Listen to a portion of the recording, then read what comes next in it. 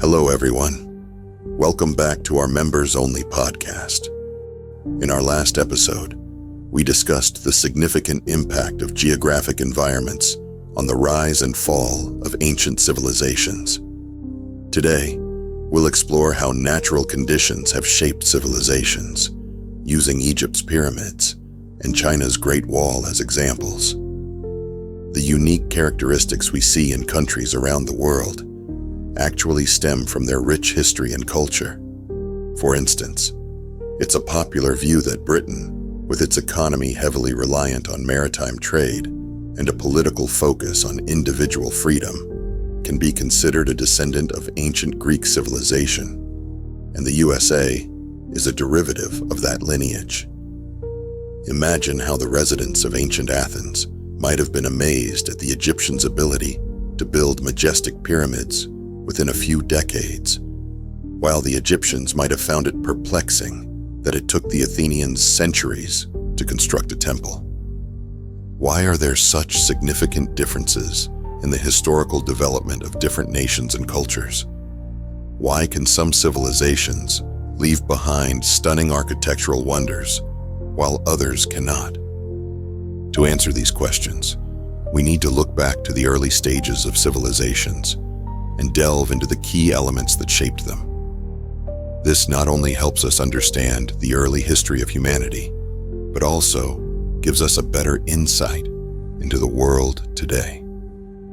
We know that there are several centers of civilization origins in the world, the earliest and most influential of which include Mesopotamia, ancient Egypt, ancient India, ancient Greece, and ancient China. These 5 major civilizations can roughly be divided into 2 categories: agricultural and commercial. The representatives of agricultural civilizations are ancient Egypt and China, while Mesopotamia and ancient Greece represent commercial civilizations. Ancient India, although in between, has more pronounced agricultural features. We will start from these 2 basic forms of civilization to further explore the characteristics and reasons behind the formation of these civilization centers. Let's talk in detail about ancient Egyptian civilization. This civilization was primarily located in 2 regions, Upper and Lower Egypt, which are adjacent to each other and both built along the Nile River, which serves as a natural link between the 2 areas. Every summer, the regular flooding of the Nile River brought precious irrigation water and fertilizer to the local area. The ancient Egyptians farmed according to this natural cycle. When the floodwaters receded, usually in October, they would begin sowing, and by March to May of the following spring, the crops would mature, and they needed to be harvested before the next flood arrived. Ancient Egypt's geographical location was quite unique, bordered by the Red Sea to the east, surrounded by deserts to the west and south, the Mediterranean Sea to the north, and only a narrow passage in the northeast connecting to Western Asia.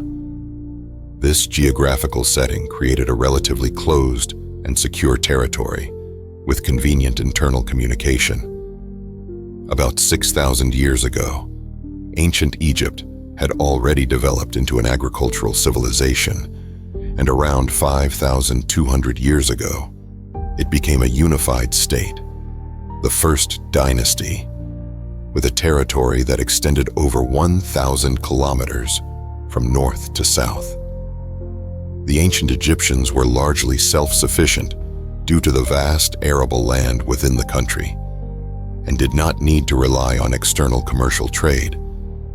The need to manage a large kingdom led to a relatively centralized power structure, forming a monarchy centered around the king, later known as the pharaoh. One significant advantage of a monarchy was its ability to concentrate resources for large-scale constructions. Around 2500 BC, ancient Egypt built 3 large pyramids at Giza, with the construction of the Great Pyramid of Khufu taking 27 years and involving hundreds of thousands of craftsmen and workers.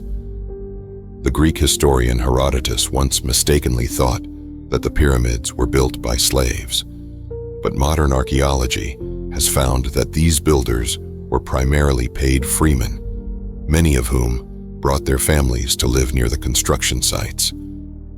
It's important to note that craftsmen did not directly engage in agricultural production.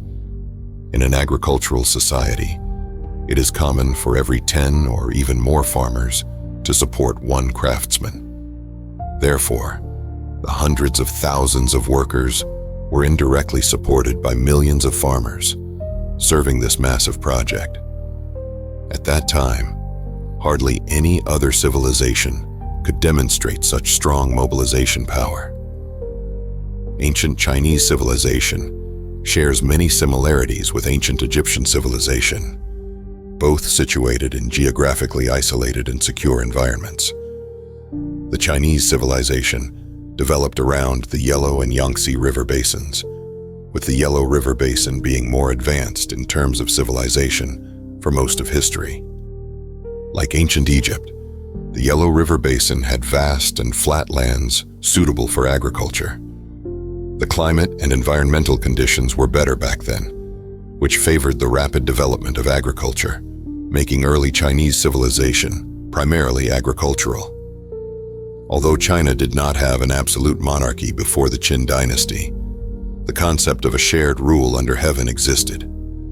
During the Shang dynasty, the Shang king could mobilize forces from all over to engage in military campaigns and gather craftsmen nationwide to cast large bronze vessels.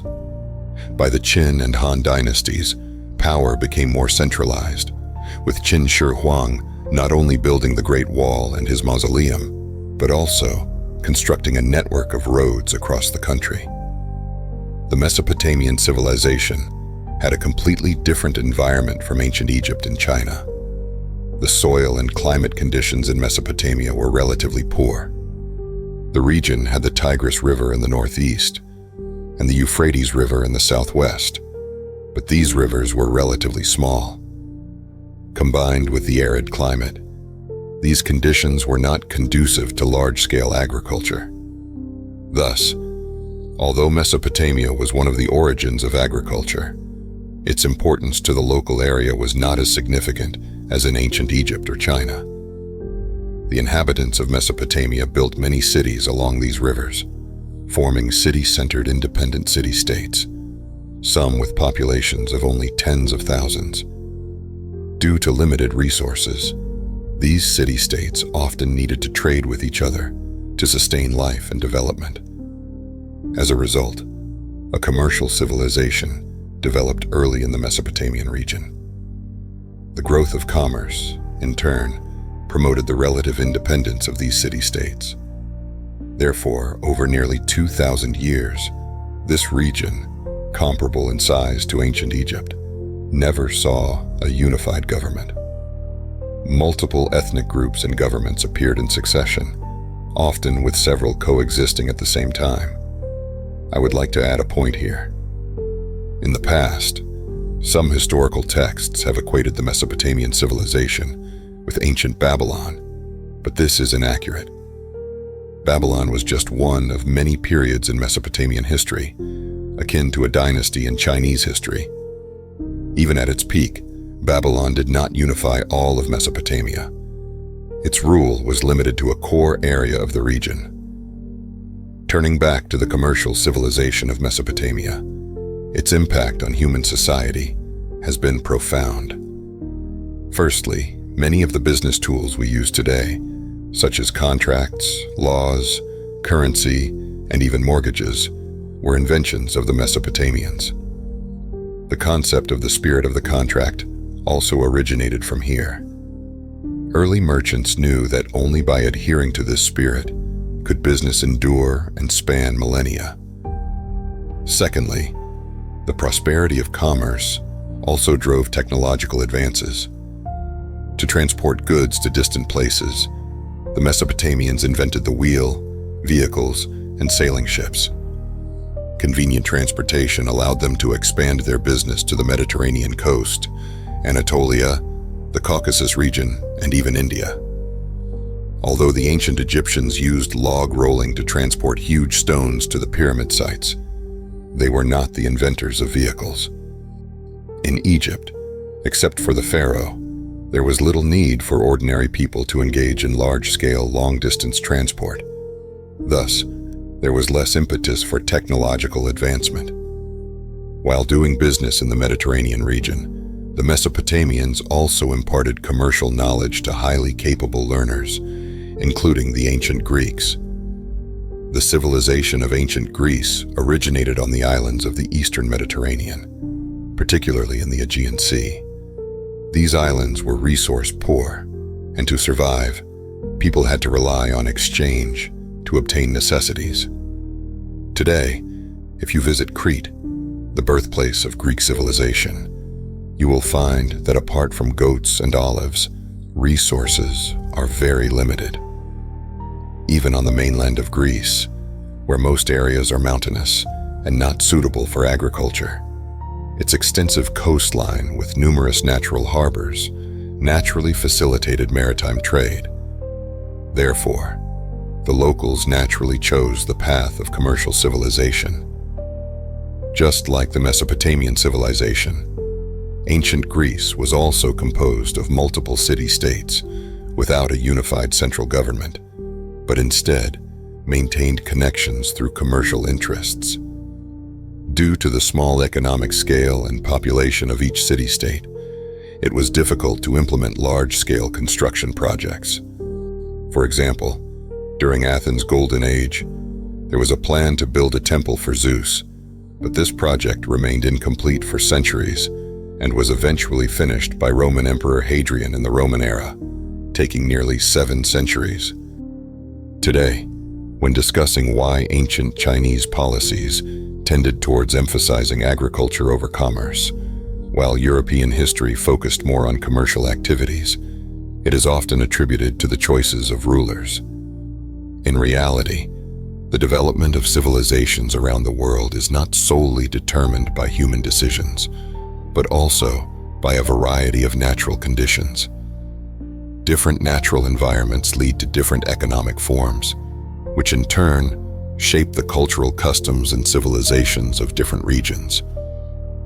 It's hard to say which civilization is superior, but it's important to recognize that there are a variety of civilizations in the world, all shaped by objective conditions.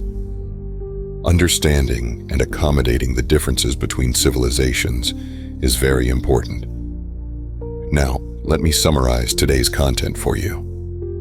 We discussed the characteristics and formation reasons of the 5 major civilization centers in the world: ancient Egypt and ancient China, due to their vast, flat, fertile lands and suitable climatic conditions, naturally formed agricultural civilizations. A major feature of agricultural civilizations is their ability to concentrate resources maximally.